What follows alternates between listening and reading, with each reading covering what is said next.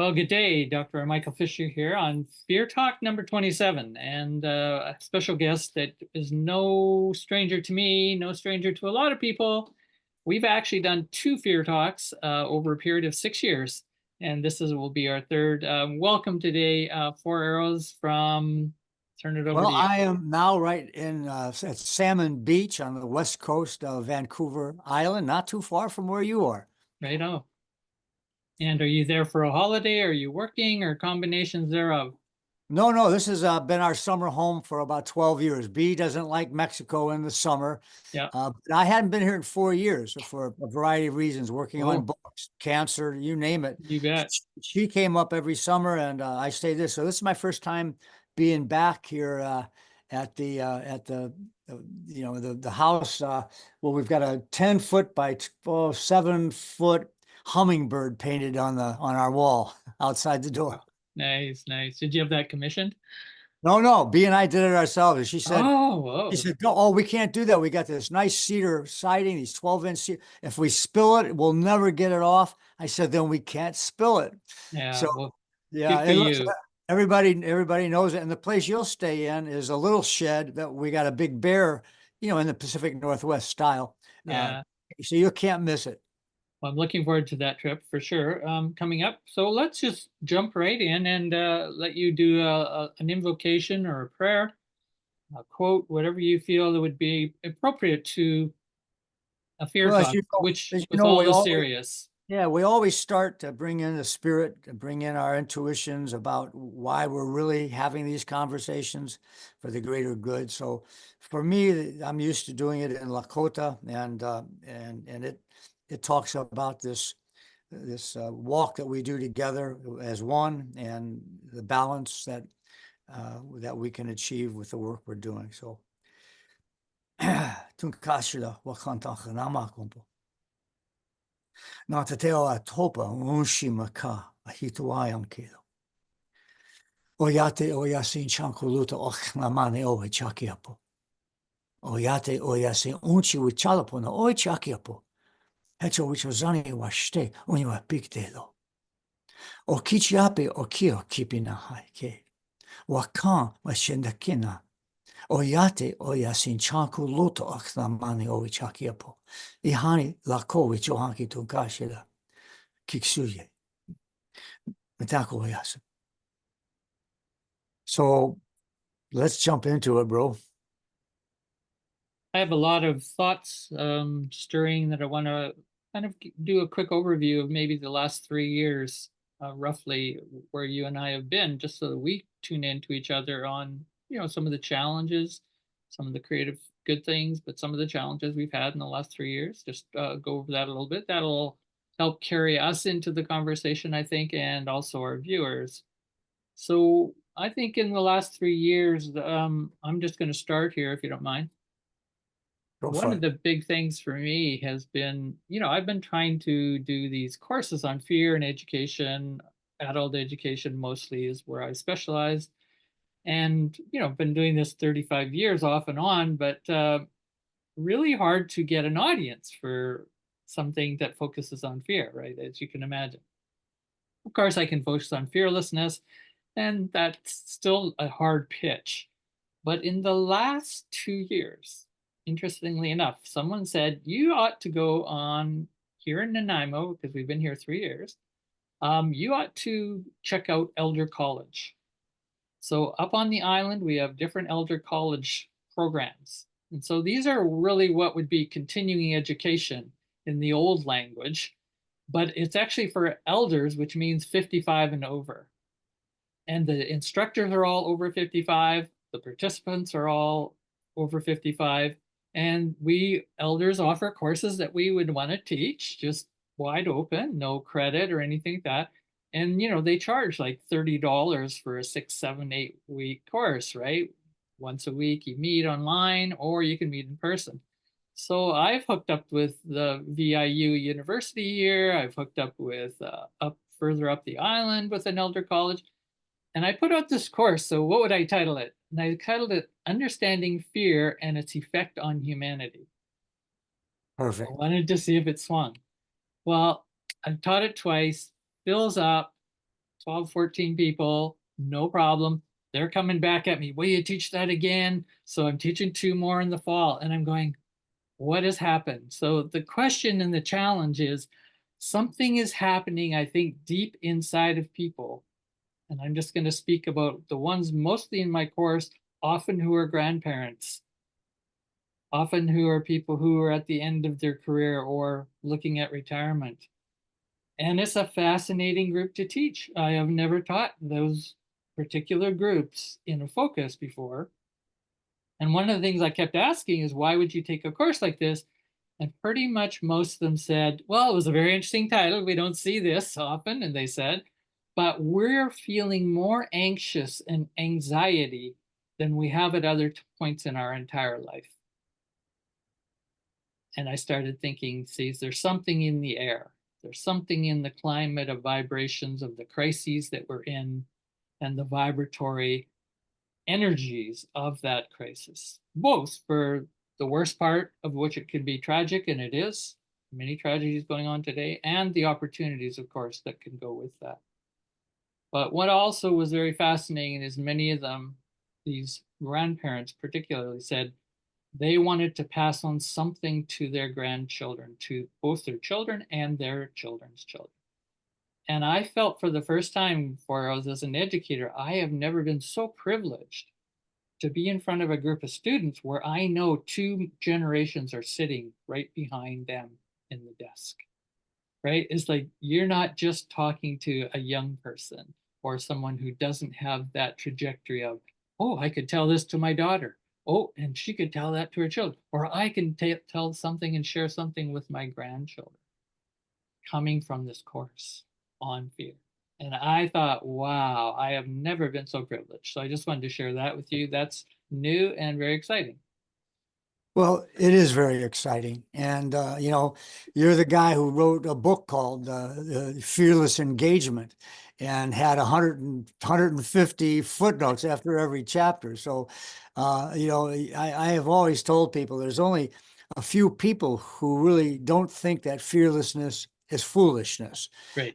And I said one of them is Gandhi, and the other is R. Michael Fisher. Um, but even Socrates said that fearlessness was foolishness.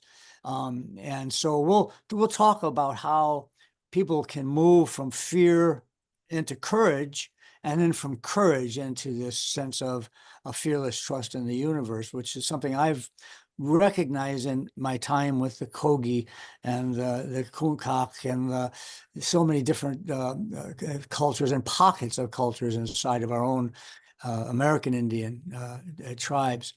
Um, Last I, 3 years, what would you say are some of your challenges, something new, challenging that you've had to deal with?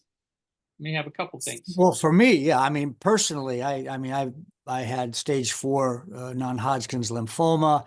I overcame it over the years, as you know, way before, starting in 2008 with, you know, using ceremony and exercise and self-hypnosis and diet, and then, fell off the wagon once and was able to come back and do it again. And then the third time I got too busy and, writing too much and doing too many things and not doing all the things that had gotten rid of the cancer the first time.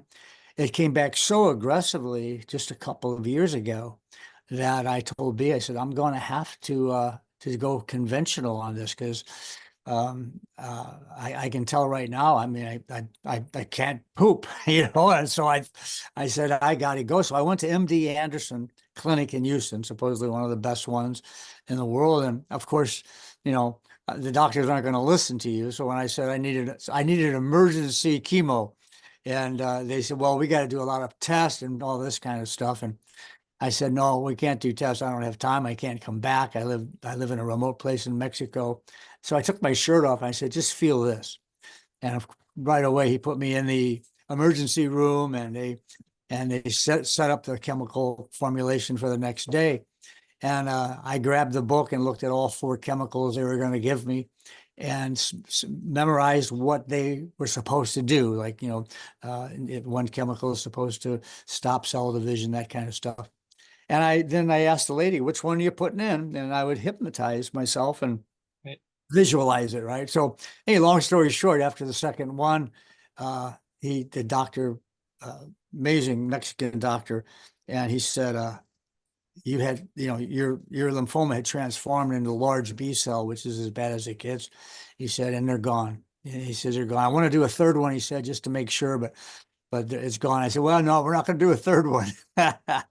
And so that was a year and a half ago, and I'm Year still, and a half. Nice, yeah, nice. still cancer free, So that's, but I think get to our topic, Yeah.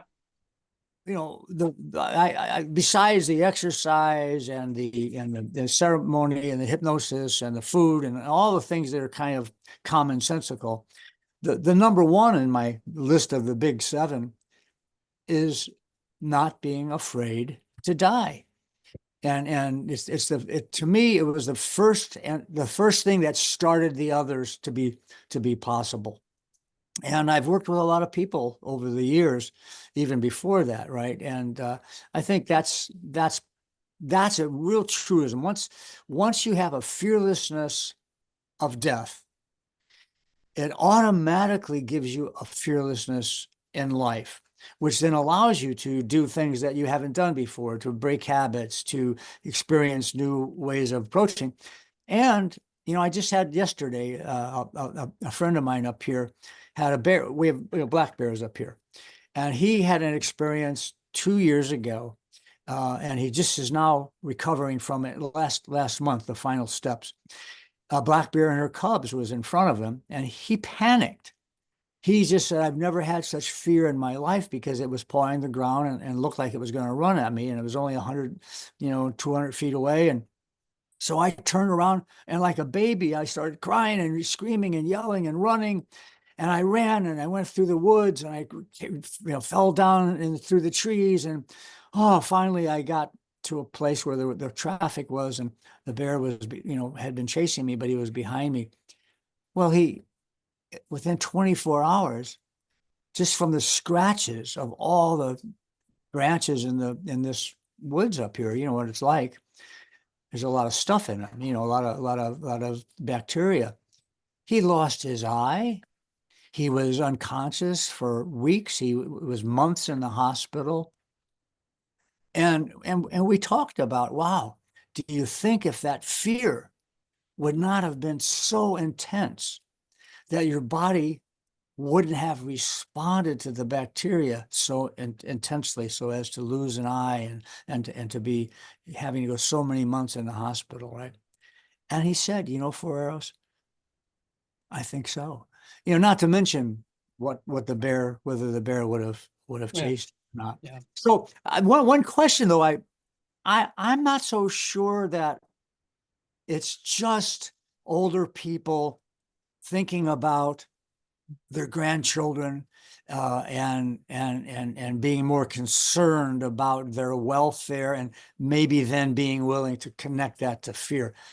I think it's a little more complex. I think older adults have accumulated more life experiences, usually. I mean, sometimes old age makes a habit of ignorance, but generally speaking, I think reflecting on fear and fearlessness comes from that realization that, wow, when I think about some of the challenges I've had back in the past, I can see how my fears were in the way.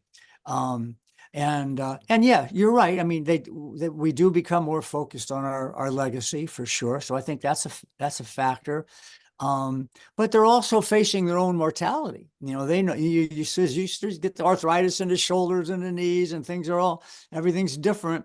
You start facing your own mortality, and you address fear sort of as a way to deal with that. So the topic is going to be more interested for that reason too. But in any case, there is an awakening to it, and I think I think a lot of people though don't really see the fearlessness as much as they see the courage. Tell me what you think about that, Michael? Do you think that they're really making a distinction between courage and fearlessness, or not? No, typically not. In fact, I go through a bit of my own theory about that difference, of moving kind of from bravery to courage to fearless. fear-less to fearlessness to fearless. And I think that continuum shows a little bit of a developmental quality to it. There's a maturation of consciousness that goes with that, and self-awareness and experience. And, we don't have in our vocabulary that kind of tweezing out, right? It's like we would use those terms like just in conflated. And I'm going, no, I mean, a serious scholar, it's not like I made this up. This is what I found in the literature that I was searching for decades, literally. And then my PhD, I kind of really pulled out the pieces and said, well, there's kind of a pattern of what bravery is, which is the kind of instant response to, mother picks up the car and saves the child, but no thought, right? Or Donald Trump, after he's shot with the bullet, sticks up his hand, and it's like there's no courage involved. It's like this is bravery, instinctual. I have to do it because I have to do it to survive. And so then the courage becomes much more interior process. There's some self-reflection. Now, do I really want to do that? A little bit of risk analysis. Bravery, you don't have often time for risk analysis. It's just boom, boom, boom, boom. And sometimes good, sometimes not so good what you do, and sometimes panic. But, real courageousness. And then fearless to me is when people are practicing courageousness, but they're starting to realize it's not just about me. So this is what fear-less is that stage or kind of phase of the development is when people, oh, I'm in a fear matrix. This is like a culture of fear. And so my act of courage is not just about my personal courage. It now becomes something that's in a larger context. So it's got a criticality of what's going on in the society, and you're aware you're affected by the society. So a lot of courage is not necessarily about that. It's about personal courage and virtues and all kinds of things. But when it starts to become contextual, and then I say there's a big jump when you get to fearlessness. There's like, this is like the near-death experience. This is like some kind of abyss we have to cross, where you really have to let go of a lot of those controls of the fear of dying, which is a big one, the fear of being injured, the fear of just vulnerability in general. And as you learn more and more, you can hear trust is building all the time underneath this continuum. It's just building and building and building and building, even though there's a lot of our society saying, don't trust nature, don't trust this, don't trust that. They're other, they're different. They're going to do you in, the black bear or whoever. And so there's a building of trust underneath this calibration of these words, powerful words, right? And they're all words of what I call fearlessness, but they're not yet at fearlessness as a center of gravity of operations. Wow, very well, And then to very jump well said. to jump to fearless is even another jump. Very And well said. You got to get a T-shirt with each yeah, of those. Each yeah, of wouldn't those it be nice? snapshots, because everybody has these T-shirts, fearless, right? But now you got to say, Oh yeah, oh scratch yeah, that out and then go boom, yeah, boom, boom, boom, right? Yeah. yeah, Yeah, well, I mean, that's exactly how, and the example that I give of it yeah, is about 2 miles from here, when it's really foggy up here. 2 miles from here, we have what's called the Stairway to Heaven. It's a big log that people cut out years ago that goes down to a waterfalls. And the bears actually go up the rocks and grab salmon that jump up the waterfalls, Maggie Falls we call it. And the fog's usually not there, so you can get out of the fog and and swim. Well, there's a climb that the bears make that's about 30 feet up, that I like to get people to if they want, hey, you want to go jump into the waterfall, because it's about 20 feet deep and safe. And of course, jumping off of a high thing is always scary for most people. And so I'll do it a couple of times, and my little 10-year-old will do it, my grandchildren. And so, okay, I'm going to do it. And they'll crawl up carefully up the rocks, and they'll get there. And you can talk them into courage. So now they muster the courage. And we're at at stage that you described. And so they see the benefit potential yeah, and all yeah. kinds of things. So they jump, and now they're going all the way down. They're still holding on to this emotion of courage, and they hit the water and they get out and they go, whoa, I did it, I did it. Well, there's a lot of activists who say, I'm going to show courage to stand up against this, but pretty soon they burn out. Just courage alone can wear you down, no matter how courageous you are.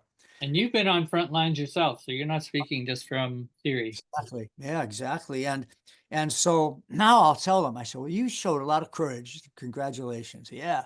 Want to go again? No, not really. Do something for me. Let me see if I can get you into fearlessness. Jump all the way up to the top. And I'll explain it to them. And, sometimes they'll say yes, sometimes they'll say no, depending on why they're here, visit. So, but if they do say yes, I said, come on back up again. When we get up to the top, let's do a little bit of talking and a little bit of, you're going to do some hypnosis, self hypnosis. And bottom line, make a long story short, is after we're done, I'll say, okay, so now when your feet, it's going to take you the same courage that you had before to get to the edge. But once you make the commitment to initiate whatever the focus of the courage is, I want you to do what we said, and that's trust. That's your word. Trusting the universe, truly trusting the universe, that regardless of any outcome, you are doing something beautiful, and you are doing something that's engaging your sensibilities to spirit.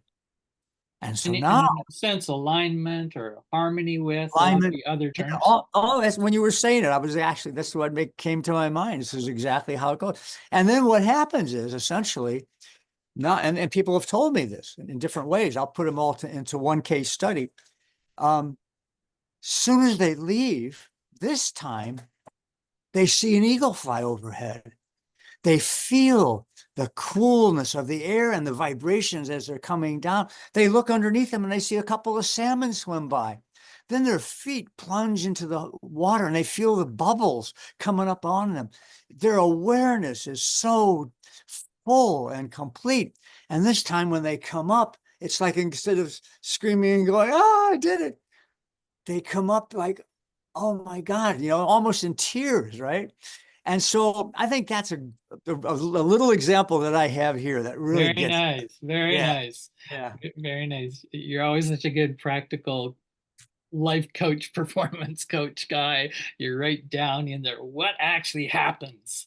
Yeah, Uh, but you're making a specialty of it here. And I think I, that's so yeah, and I important. like a big picture, so I like, I'm a big picture painter, but that makes a lot of sense. And one of the things I'm really interested in that example, if we were to think about all the teachers who, not just older people, elders who are struggling with the future, with the amount of anxiety, the terror that really is in the world at a lot of levels, politically and culturally.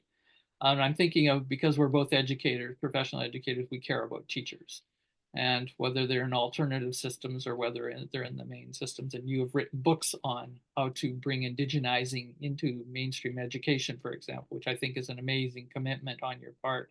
Not just alternatives deserve these alternatives. You're saying, no, everybody does.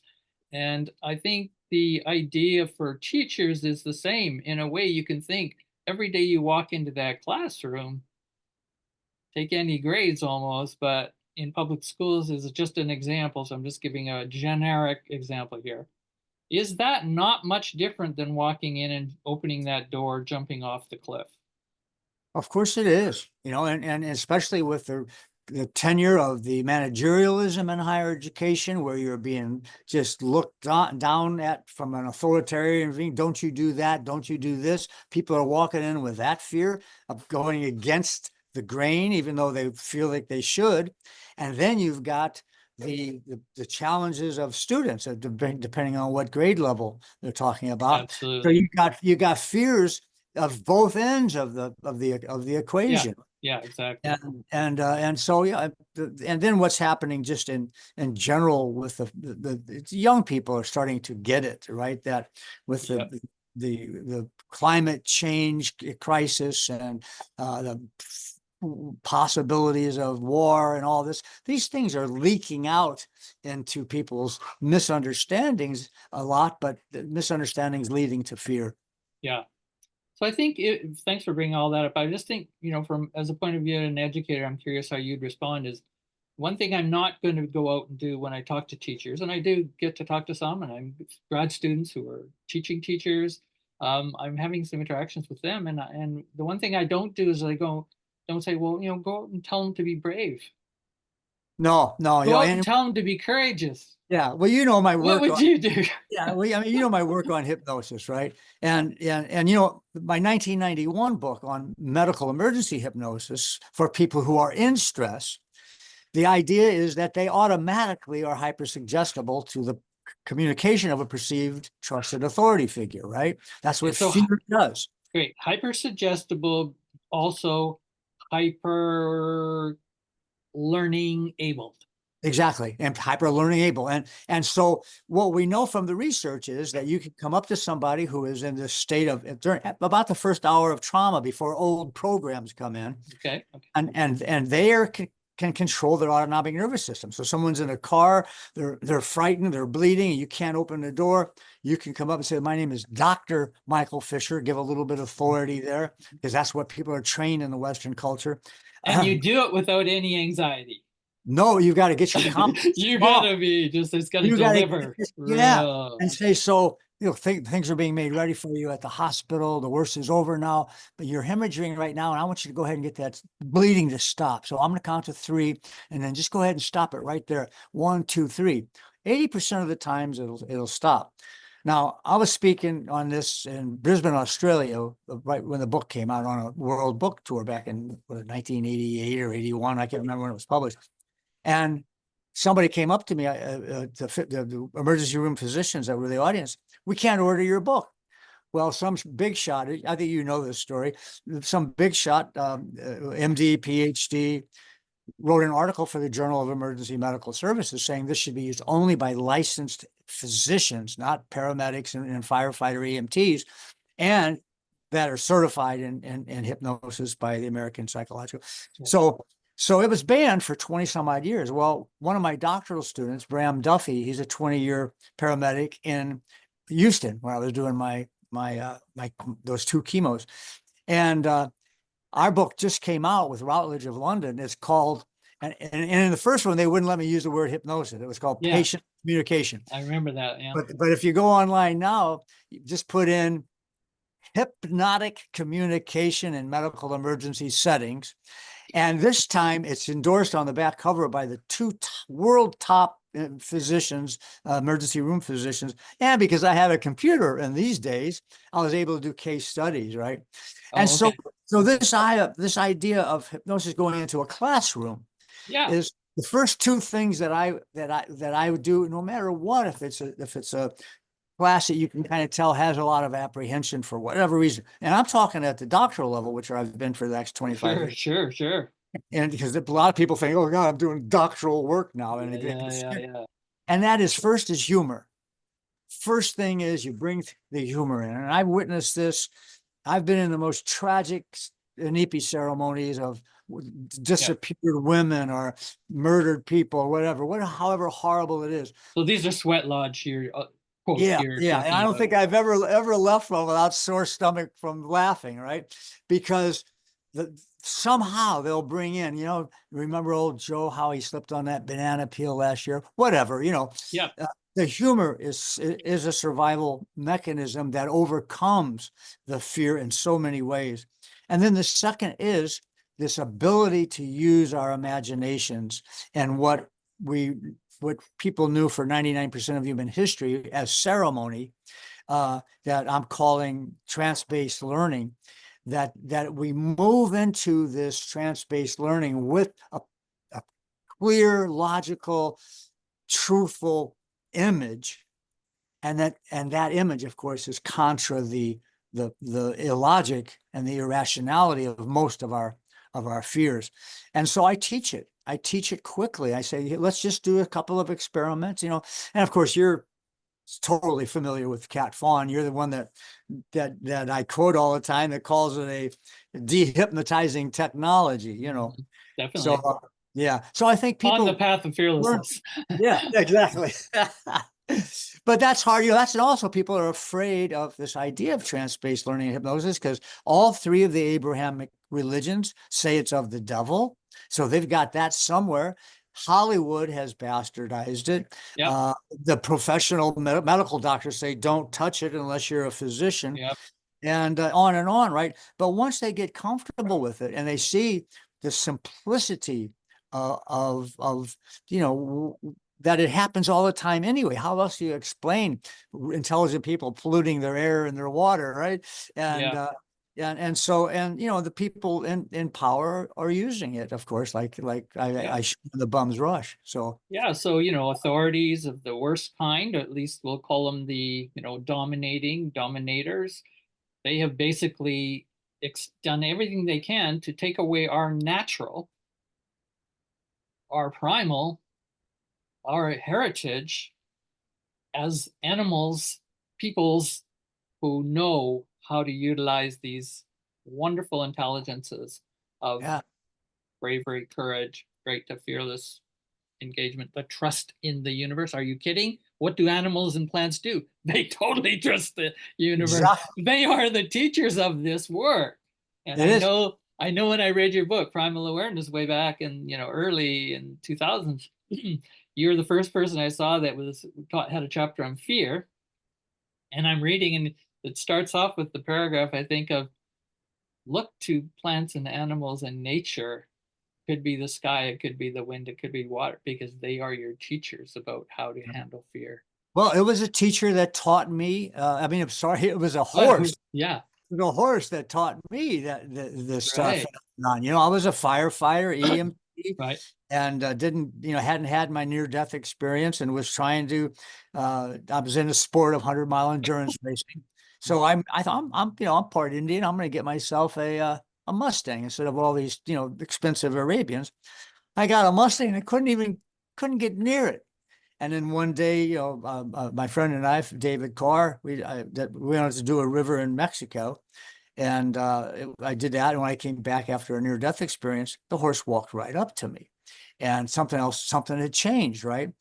But so I started doing, a lot of wild horse, what they call whispering, and then one TV program called it, hypnosis, because I was doing hypnosis and I was teaching hypnosis while I was a firefighter, taking courses, and then ultimately teaching it at UC Berkeley.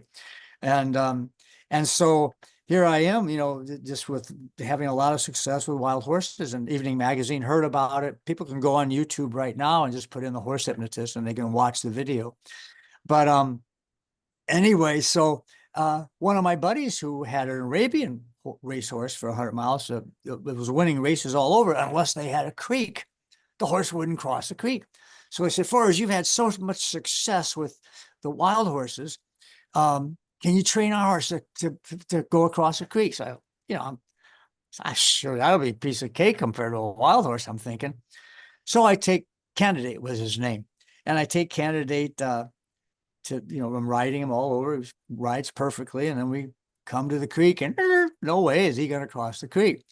So I go into whatever this is, whatever we call it. Telepathy is what Augustine Ramos told me it is. It's natural telepathy, but whether you call it hypnosis or horse whispering or whatever it is, didn't work.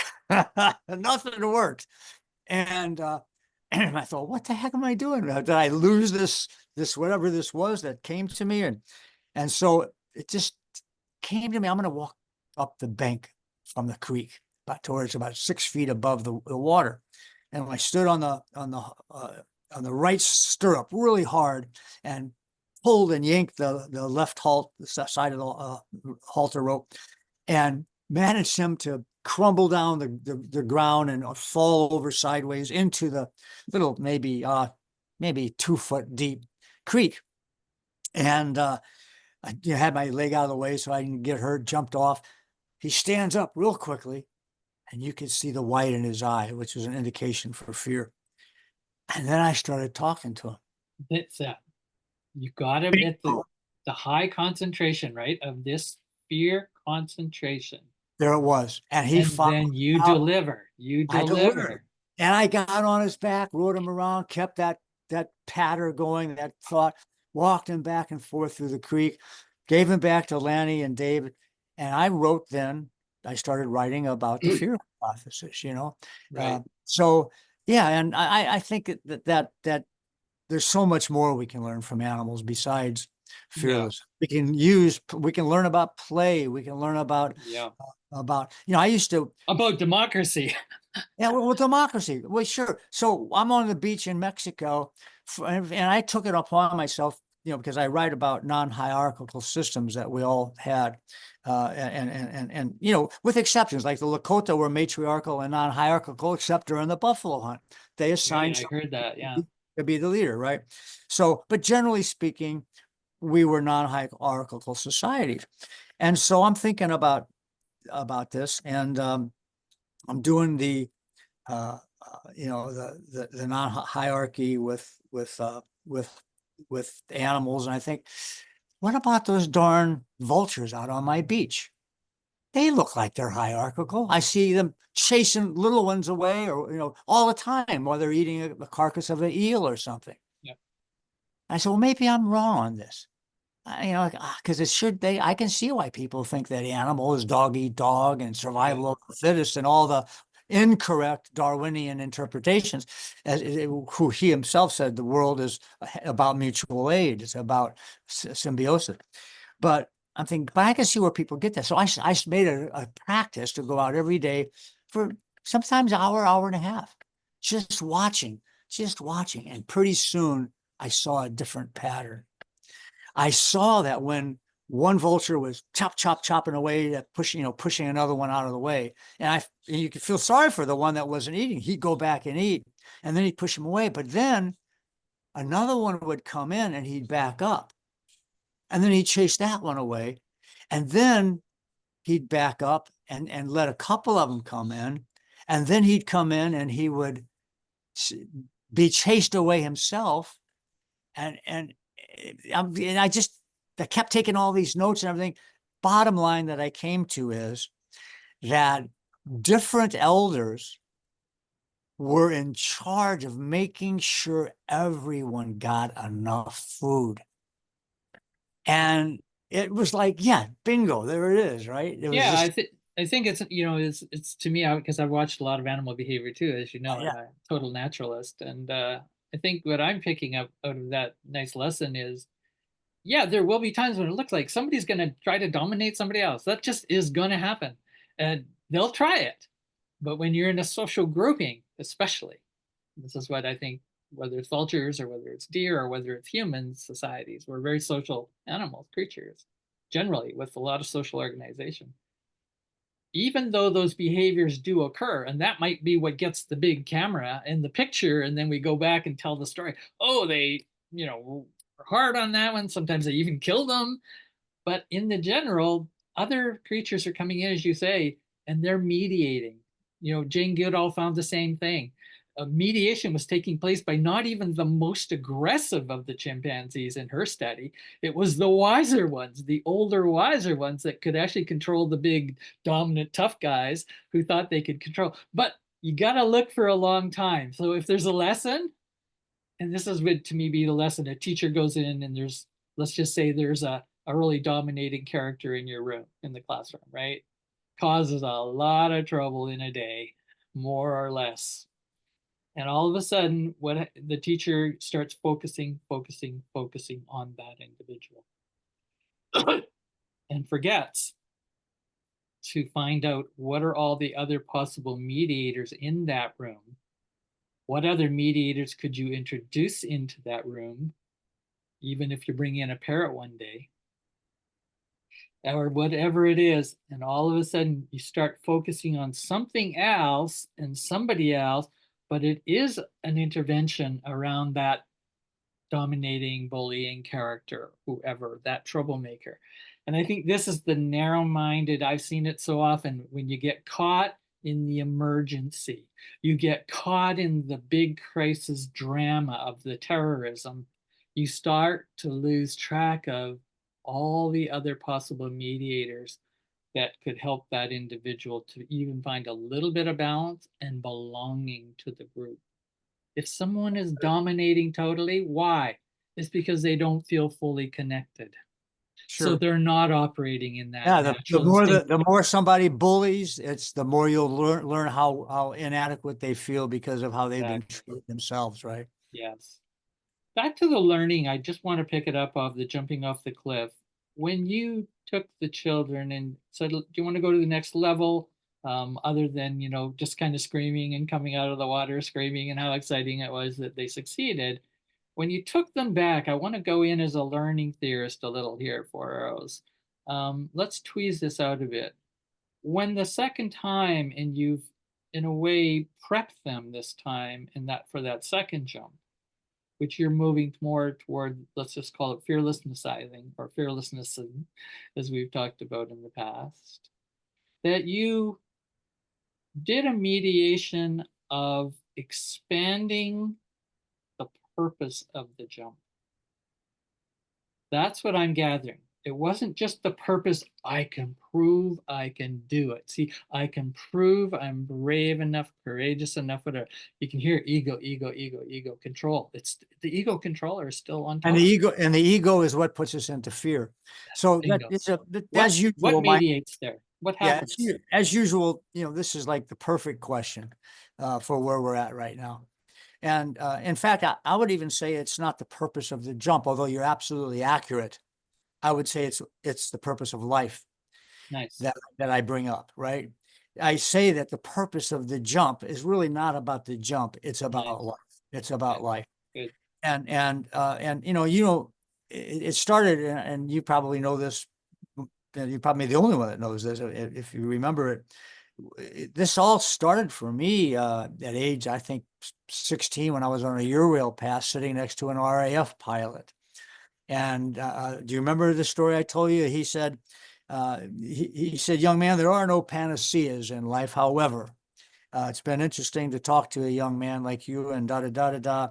And he said, the crisis and the problem with life is the inability of each and every person to strive toward their full positive mental, physical, spiritual potentiality. And he sent that to me on one of those air envelopes that open up, the really light ones and all. Oh, I remember it was the first time I'd ever seen one like that, and I saved it for years and years. Message from the universe. Yeah, exactly, right. And so my sort of life was predicated early on based on this idea that life is about the beautiful potential to live it to the fullest. I named my daughter Jessica London Jacobs. And I would tell her she said, Dad, why is my middle name London? I said, well, it's after American author Jack London. And I said, he didn't live it himself. He made a lot of mistakes because he didn't know a lot of things. But one thing that he did do is he lived life to the fullest. And his famous quote about, I'd rather die not a sleeping planet, but a spiraling meteor or something like that, right? And so I think this understanding of living life to the fullest, the biggest place it shows up is in competition. My grandson, Kyan, is on the Stanford gymnastics team, and Stanford had two guys in the Olympics in Paris. The first one, a guy named Asher, just won a team award for the first time in the Olympics as an individual standout, right? And we talk a lot about competition when he's with me, as not being about this idea of Olympic world medals. It's not about winning per se. And that's this Vince Lombardi idea. It's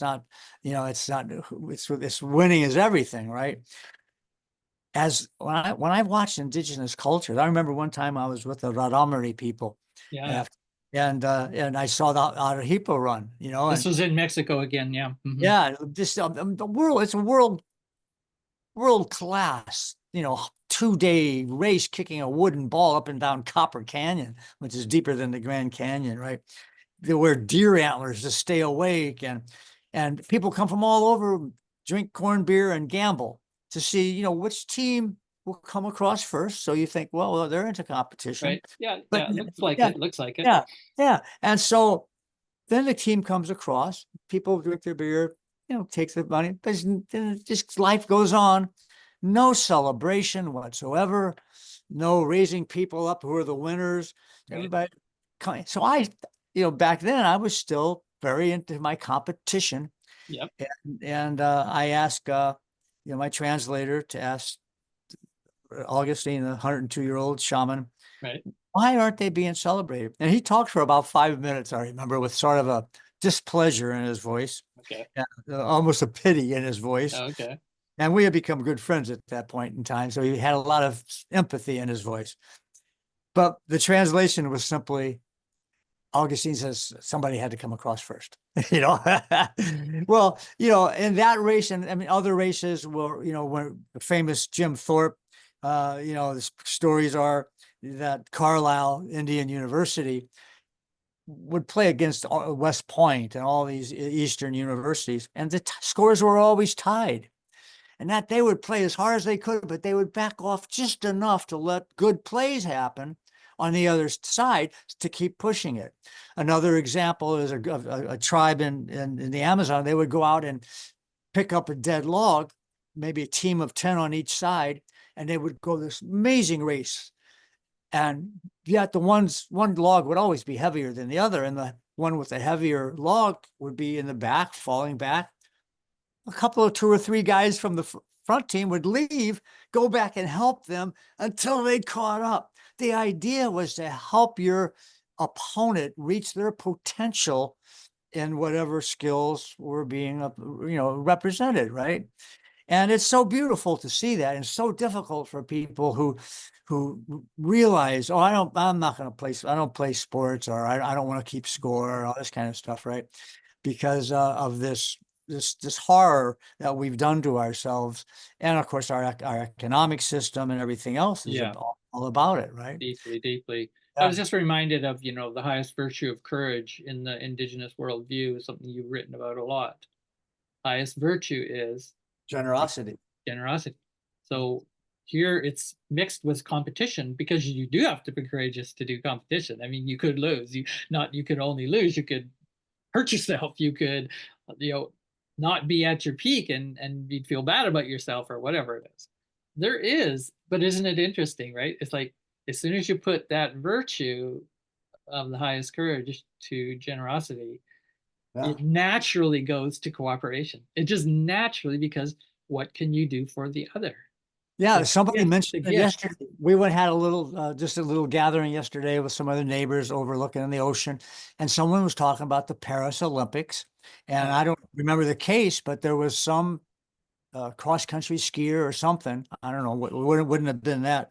Whatever it was, somebody was talking about an incident that happened where the person that was most likely to win stopped to help an injured other competitor.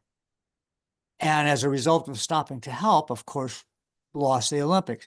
So that's an example of what we're saying here, right? In other words, it would have taken a lot of courage to push everything he could into winning, right? But it was a kind of fearlessness that Yep. went beyond courage, that said, wow, this is Yes. more important, right? Yeah.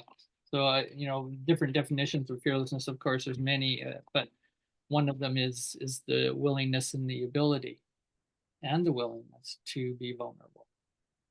And that kind of goes against a lot of that dominator worldview cultures that have been so powerful about what it means to be great, what it means to be the victor, what it means to colonize, that whole mentality. And that's what you've been, and certainly in me, in my own way, have been challenging in your counter-hegemonic education. Go ahead. Right. Yeah. So let me ask you a question. Yeah. So what do you think about people and the concept of what's happening in our world, to get in our Trumpian world and our climate world, all of this stuff, a lot of fear, obviously. What do you think about the issue or the concept of hope Mhm.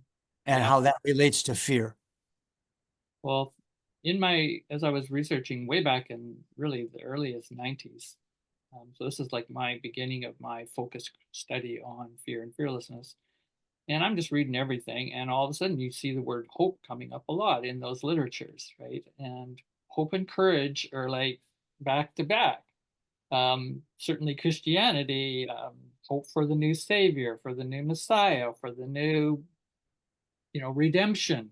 I mean, huge. And then, of course, you get into capitalism and it's doing the same thing. It scares the shit out of you, not going to hell, but scares the shit out of you that you're not going to succeed. Okay, once we got you there in that fear of failure, right? Fear of not being valuable because you're not productive, then he says, but we'll give you the hope and, keep, applying for the jobs and accept less salary and forget your unions and we'll take you to that promise of the American dream in the country of the home of the brave. And you just start, when you start analyzing critically all of those terms, you start to see the mess of confusion that has been implemented upon peoples. And so I don't blame peoples for being very confused about the stuff we're talking about, of fear to courage to fearlessness and so on. But basically, the hope thing is a hook.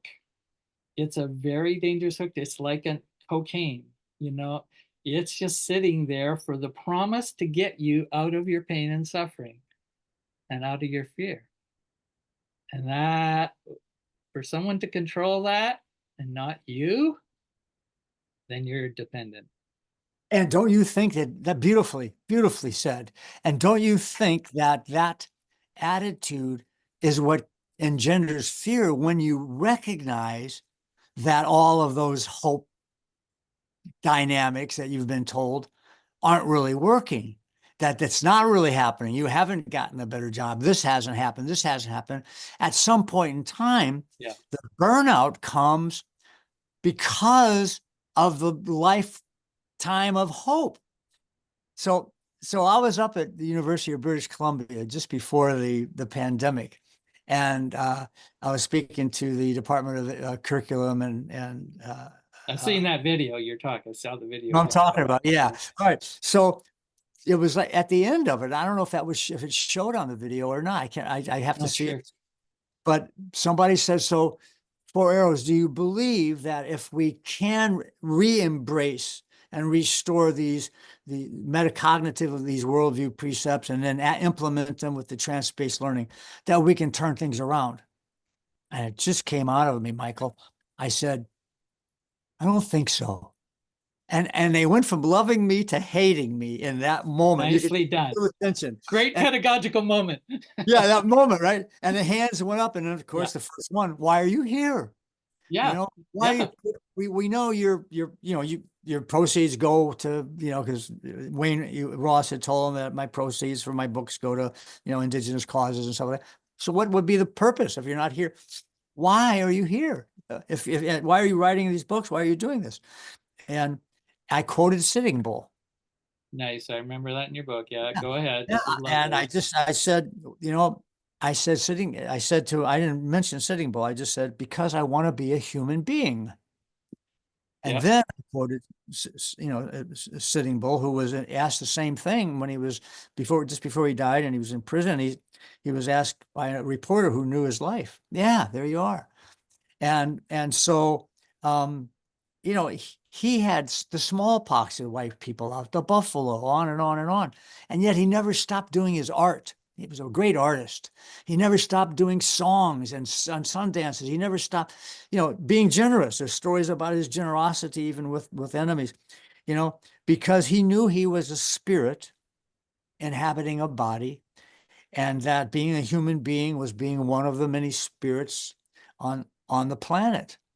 And that's how you do. So I said, I'm not saying it's impossible we could turn things around. I'm just saying it doesn't seem likely that it's going to happen before things crash and burn. And I said, it sounds like you have hope, and that I've just popped your bubble, that you have hope that things can turn around. I said, let me offer for your consideration a different definition of hope. Instead of the certainty of an expectation or an outcome, let it be the certainty that what you are doing is the right thing to do regardless of the outcome, and see what happens. Well, over the next 2 years, I think I've gotten at least 12 letters from people saying how pissed off they were at me, and how now they're not burning out, how it's changed their lives, right? And so I think this concept of spirit, being that we are spiritual creatures and we are of the earth. I got to admit, many years ago, maybe not that long ago, maybe 20 years ago, I remember myself thinking humans are a cancer to this planet. Yep. And I'm so ashamed of myself now for having thought that, because we're children of the earth, just like anyone else. And like, this 13,000-year study of the Amazon rain basin proved that humans had a tremendous impact. But it wasn't negative. They made black earth. They did tree arrangements that were just, it was like any creature, like beavers. You have an impact, but it's in harmony, it's in synchronicity with life, right? And we've lost that with our having separated ourselves from our sense of interconnectedness with all things. And I write in Point of Departure that happened probably around 10,000 years ago. It was probably it was like you and I say we're indigenous people back then. And our families, we were up on a plateau where we happened to have a great spring and maybe a drought came. And because we know that indigenous cultures always knew the potential of humans being greedy, angry, selfish, whatever. It's all the things, dishonest. We know that because in the origin stories, they have animals teaching us about that, right? There's always an animal doing that.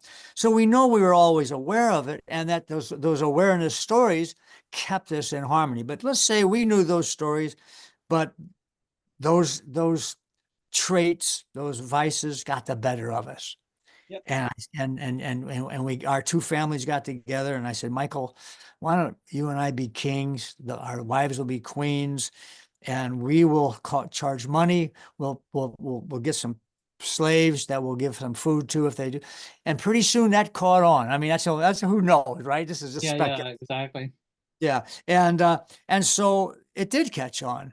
And I think it's our separation from nature that has us in this problem. And I don't mean that to be a simplistic panacea, but I do believe that, like one of the chapters I wrote, our anthropocentrism is killing us. And I think that we can, if we begin to learn, and people say, well, how are you going to learn that in downtown East St. Louis or whatever? Well, there's still leaves growing up through cracks in the concrete you can contemplate. There's pigeons that you can look at their survival and how they live. And you can look at the ant and the cockroach and the rat. I mean, it's not going to be easy if you can't find a place to go where there's trees and stuff. And But study your own body. and then study yourself, because you are You are all that amazing a part of ecology. nature. You look at Oxford University Dictionary or Webster's and put in the word nature, it says everything but humans and what humans make. That's how far we've I gotten. know, I know. And so, of course, we're going to be afraid. We're going to be afraid of nature. In, Yes. in the book that Darcia and I did, Restoring the Kinship Worldview, we have an opening chapter on how kids were, a story about how children at age 6 were encouraged to go out into the dark woods or jungle where wild animals roam. Today, people would be, oh, that's child cruelty, right? And but they went out, and their goal was to find their spirit. Yep. And so, it's like I'm more comfortable in a deep forest with bears and lions and crocodiles than I am in a Which city is of great. humans. That's great. That's great. I wouldn't say I have that, but I certainly just got back from 4 days out in a fairly semi-wilderness area with Barbara, camping, tenting, There you and go. just aware of. It took about 2 days to come down and unplug from this hyper agitated computer screen self. It was hard. It was really hard to come and finally, but then Good connect. for you. Good for you. And you You just got to teach Barbara me. and I just said, yeah, I mean, we just said, if you don't do this 2 or 3 times a year, you really are going to go insane in some kind of way. You will be just, this is such a powerful medium. and the addiction to information and triggers and dopamine hits, all the research is showing and so on. You got to unplug. So one of the things I thinking about, if we can close around teachers a bit, if you wouldn't mind, I feel a lot of compassion for a lot of teachers today. I don't feel hope for teachers in the school systems and the education systems. So I'm not looking for that kind of hope, or what I am looking at is expansion. So just, I say that fearlessness shows an expansion of fear.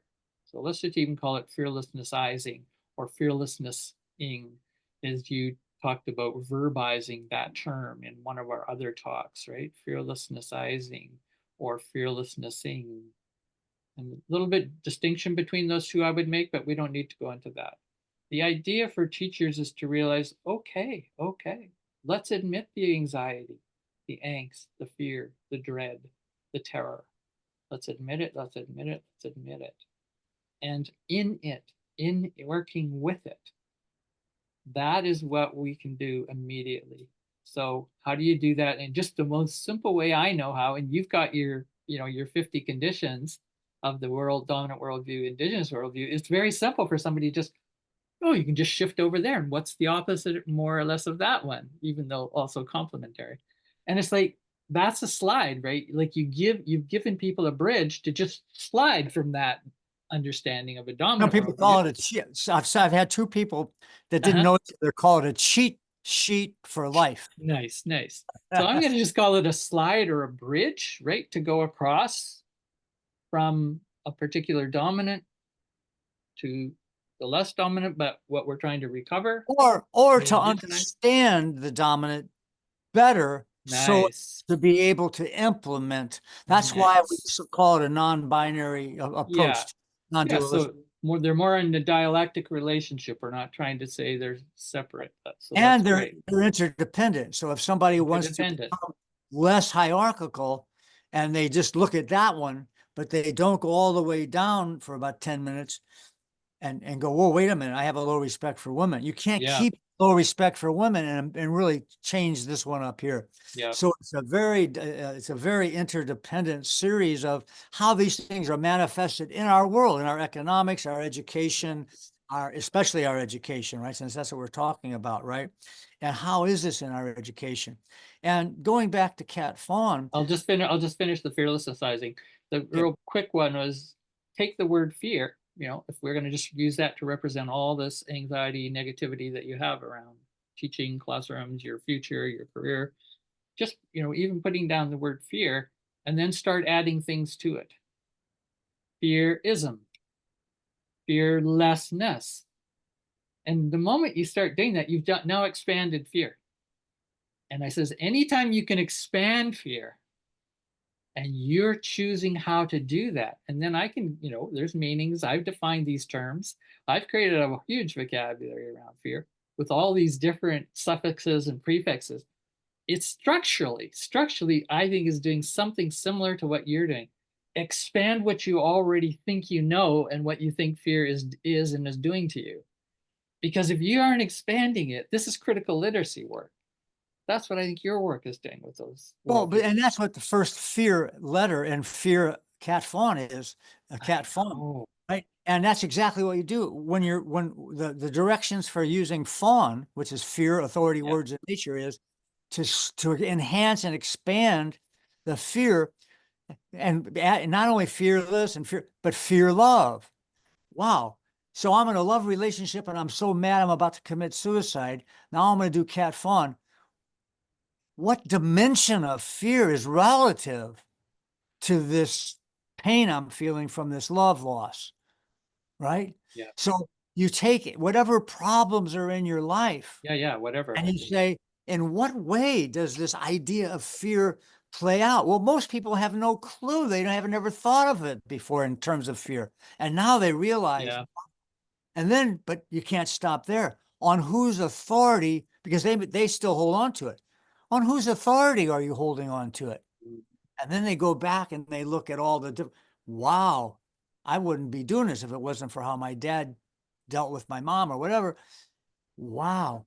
And now, what words are you using when you say to yourself such and such? I'm saying it's like a woman who's using CAT-FAW, who's way obese, and you say, what do you see when you're naked? Look in the mirror, and if she says, I see that I'm fat. Well, words have to be in our noun-based dominant languages. You got to work on words to make them true. And you tell her, well, ma'am, let's try to get those words more accurate. If you were fat, you'd be in a jar. What's a better way? And pretty soon she goes, I see a beautiful person, a beautiful man or woman, whoever it is, that happens to have too much adipose tissue on them for the health that they want. Wow, we can work with that, right? Yep, So you exactly. got the language, you got the getting in touch with the fear, and you got the language of authority taken care of as well. Yeah. Now, what can you learn from nature, or what haven't you learned from nature? Here's some examples of places you can go out and find that. Put it all together now, come back, and now go over to CAT and do your self-hypnosis, get a paperclip and a pendulum, and when it gets going, you know you're in a state of hypnosis. So now double task and imagine what it is you want to do. Yeah. Change those fears, authoritative concepts, and words. It's it was my dissertation. It came to me as a vision, and it works. Yeah. So trance-based learning is something people can look up. I'll put links to some of your work here below in the video. So teachers, all kinds of people can, look at that kind of thing. So I just was listening to Michael Moore, as you know, this morning on a podcast, and he was being interviewed. So he's a big political artist type, filmmaker, as you know, and documentarist. Um, and at one point in the interview, he says, "Let me say this: I'm not frightened by Donald Trump." End of quote. Let me say this: I'm not frightened by Donald Trump. And you can kind of know why he's probably saying that, because what the Dems have just gone, the Democratic Party's just gone through. They got pretty terrified. Who's their leader? Biden's falling apart. They're all in chaos. So now they have the Kamala Harris and so on. But I was really interested as a fearologist, right? I just to pick up. Here's this leader, Michael Moore, a leader of a lot of lefty thinkers and young people and all others, but he's been so influential on a really big scale for decades and deserves to have that kind of following. It's not nothing. But I think of this as iconic of the kind of statement about fear, and the way it's stated is that, what is that but just like, that's not even courage. That's like so thin. I'm not frightened of Donald Trump. I mean, this is what you'd hear from a 2 or 3 year old, in their best side. And it's not a critique of 2 or 3 year olds. It's just that's the kind of language and words they would use. And you can see this is one of our leaders for us. This is one of our leaders of emancipatory, liberational, good left-wing, progressive worldview. And that we still get in 2024. That's it. What Yeah. use is that to anybody of learning? What do you learn from that? You see, and I think what you and I have always done as curriculum persons, as pedagogues, as adult educators, is we've always said, if we're going to talk about fear, if we're going to go into that territory and do it consciously if you can, we encourage that.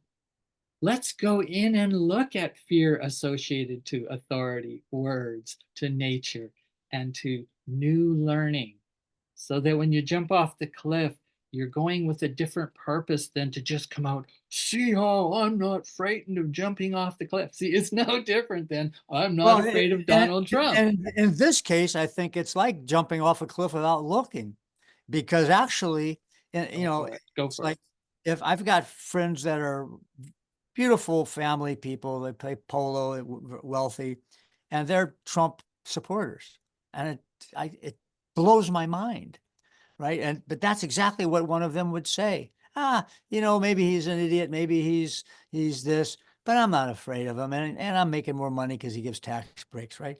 It's like, what? And it's like, so if we're going to be jumping off a bridge, even off the cliff, I have people go down and dive underneath to see if a log got under there. There's Mhm. also sensibility. So to me, that is also dismissing Yeah. the consequences of a Hitler-esque regime.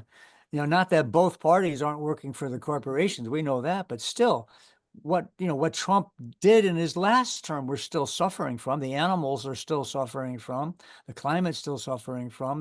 The people migrating are still suffering from because the policies haven't been changed by Biden. What's happening in Gaza is another example. And so on many levels, it's childish to say such a thing. Yeah, thank you. I mean, and childish in really the worst side of it when it's from an adult. So I want to ask you one more question before we go. I was enjoyed your paper, reading it, chapter you're writing in a handbook on critical education leadership, 50 years of my experience and why I 50 don't, years and 10 pages. yeah, and why 10 pages and why I'm not happy about critical leadership and education. And I really thought it was interesting you called yourself a counter-hegemonic educator. I do not remember you using that in my study, but I haven't studied all your writings for a few years, so off and on. But I do not remember that. And I went, oh, I really like that. I really think that fits. But here's the question. Why didn't you call yourself and aren't calling yourself now at this stage of your life? An eco, holistic educator, alternative educator, indigenous educator, peace educator, transformation educator. In that Why are you using Yeah. counter-hegemonic? Yeah, in that article, I mean, just using education is problematic since education itself is a hegemonic phenomenon, right? And most of my life, my first doctoral level paper that I ever wrote was for Taboo with Shirley Steinberg and Oh, Kenchel. I don't know if you knew that. no. You work with Shirley, but it was in their journal, and I was still getting my EDD at Boise State, and it was called Critical Pedagogy and Spirituality, the Missing Partnership. And they published it. But that was so for my whole education career since 1998 when I got my EDD.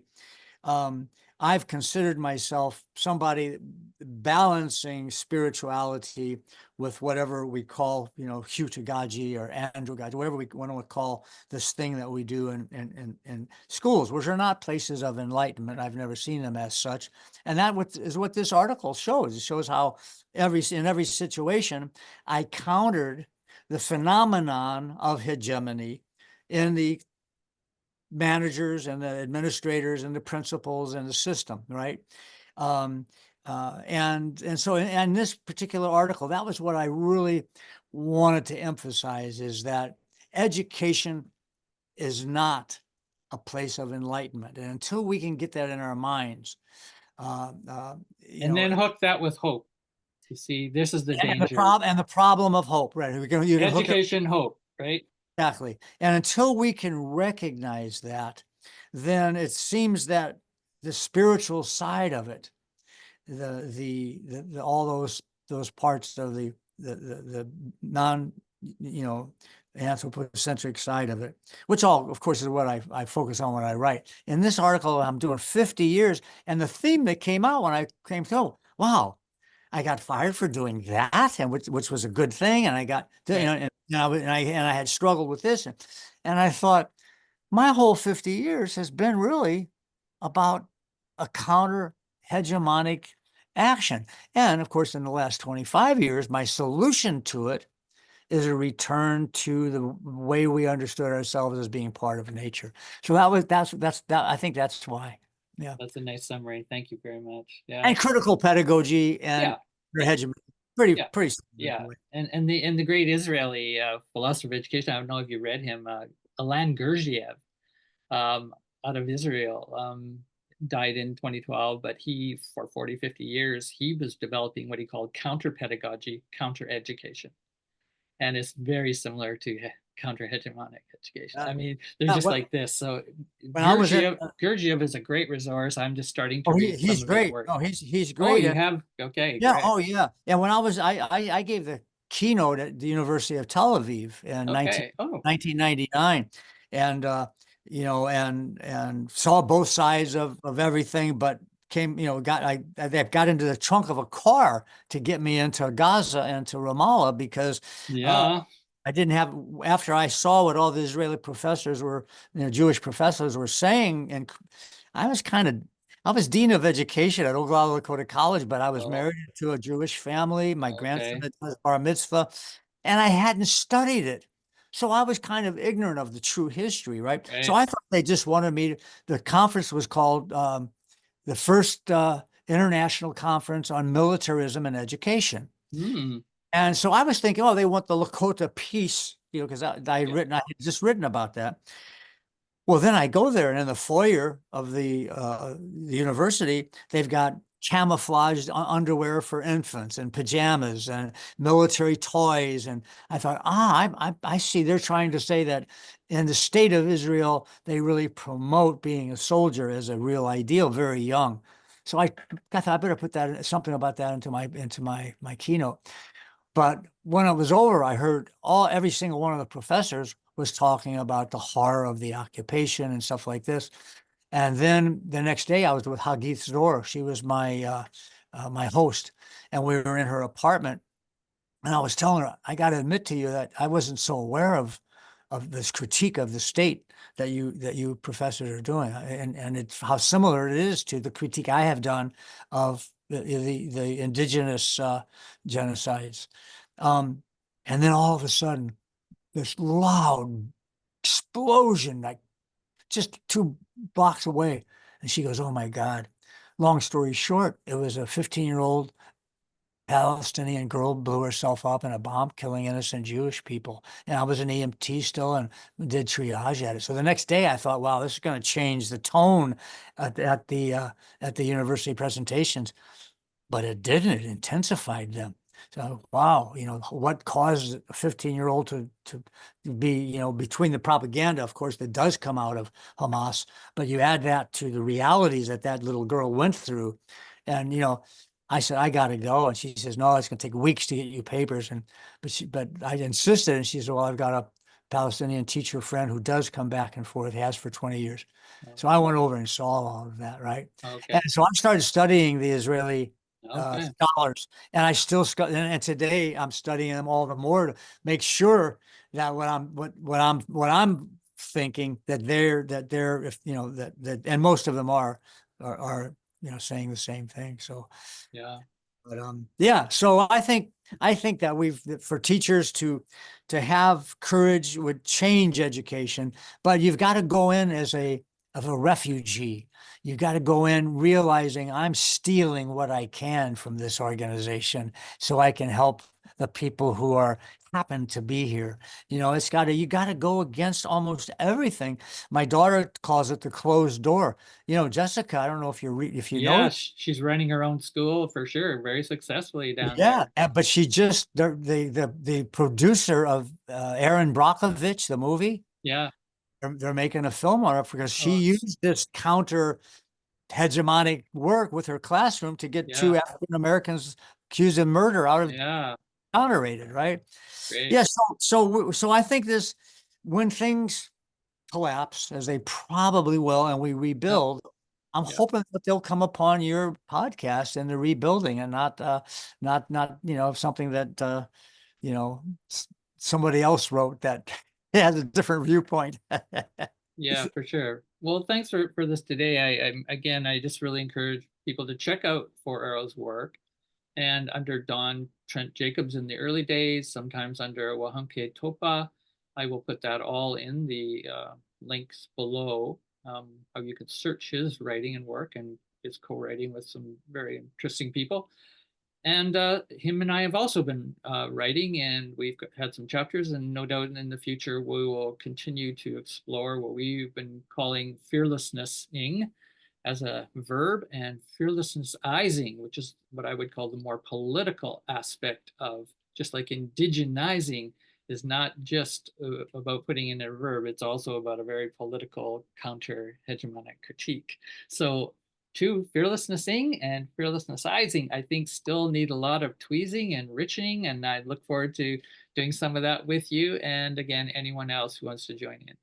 Thanks for today. Michael, let's close like we're a movie with me playing the Lakota. I mean the Yes, Cherokee flute song. I And remember. 'cause we've Tell us why that's so yeah, important to we've you. talked about a lot of scary things for people who We haven't have, gotten we have. fearless. And I think this is going to be important because while we practice fearlessness, it's so important not to focus on the object of fear. It's Exactly. more important to be aware of it, do what you can courageously, fearlessly to resist, but spend most of your time focusing on the beauty that's all around us, the beauty in the world. And so the Cherokee Creek people that were on this horrible mission called the Trail of Tears, which people can study if they want, that the women would sing to the children a lullaby that reminded them, but did you see the beautiful animals in the clouds and how they're keeping their responsibility and giving us this fresh rain? Did you see the beautiful colors of the fish in the brook and how they're keeping the brook clean? Did you hear the beautiful songs that are teaching us how to sing of the mockingbird? Did you, you know, it went on and on like that, right? So as you listen to the melody, and you can kind of just fade it out like a movie, but as you listen to the melody, um, uh, imagine the fearlessness of trusting in the universe that the women were passing on to their little ones on this forced march. And good to see you, brother.